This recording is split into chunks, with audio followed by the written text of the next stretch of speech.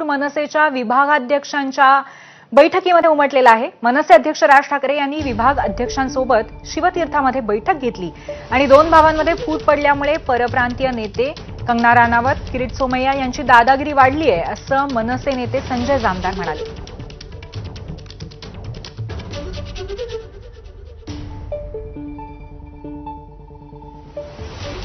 महाराष्ट्रातल्या जनतेला जसं वाटतं की ठाकरे ब्रँड टिकावा महाराष्ट्रामध्ये, या महाराष्ट्रामध्ये केवळ फक्त माननीय राजसाहेबांची किंवा ठाकरे बंधूंचीच, ठाकरे कुटुंबाचीच हे दादागिरी चालावी म्हणजे राजकीयदृष्ट्या।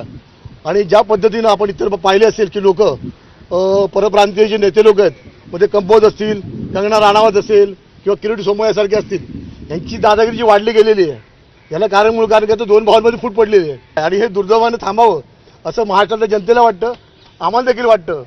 परंतु माननीय राजसाहेबांची शेवटी ती भूमिका आहे, आमच्या पक्षाचे प्रमुख आहेत, ते त्यांना योग्य जो वाटेतून निर्णय घेतील त्याच्याशी आम्ही पाठीशी राहणार। तर अशा पद्धतीने आज मनसेची महत्त्वाची बैठक होती आणि या बैठकीमध्ये विभाग अध्यक्ष हे राज ठाकरे यांच्या सोबत या बैठकीमध्ये विचार विमर्श करणार होते। शिवतीर्थावरती ही जी बैठक झाली यामध्ये महाराष्ट्रामध्ये ठाकरे ब्रँड टिकावा असा सूर मनसेच्या बैठकीत उमटल्याचं कळतंय। गेल्या काही दिवसांपासून सातत्याने ज्या ठाकरे बंधू एकत्र येण्याच्या बातम्या आहेत त्याला पोषक असा हा एक सूर आहे आणि या संदर्भामध्ये आणखीन काही अपडेट्स आहेत तेही पाहूयात।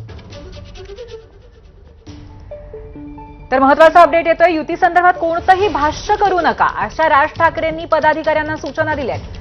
केंद्रीय समितीच्या बैठकीत पदाधिकाऱ्यांना राज ठाकरेंनी स्पष्ट सूचना दिलेल्या आहेत। युती संदर्भात कुठलेही भाष्य करू नये अशा पद्धतीच्या सूचना देण्यात आलेल्या आहेत। गेल्या काही दिवसांपासून सातत्याने जेव्हापासून एका पॉडकास्टमध्ये राज ठाकरेंनी आम्ही युती करायला तयार आहोत उद्धव ठाकरेंबरोबर असं म्हटल्यानंतर सातत्याने चर्चेला उधाण आलंय। त्यानंतर आतापर्यंतचा प्रवास आणि आत्ताची ही घडामोड याबद्दल जाणून घेऊयात। आपले प्रतिनिधी अभिषेक मुठाळ आपल्यासोबत आहेत। अभिषेक, राज ठाकरेंच्या आत्ताच्या ज्या सूचना आहेत त्याबद्दल काय सांगता येईल?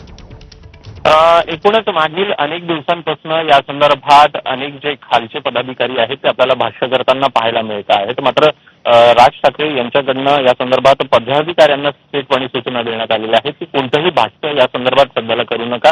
एकूणच जे पण काही आहे ते राज ठाकरे या संदर्भात स्वतः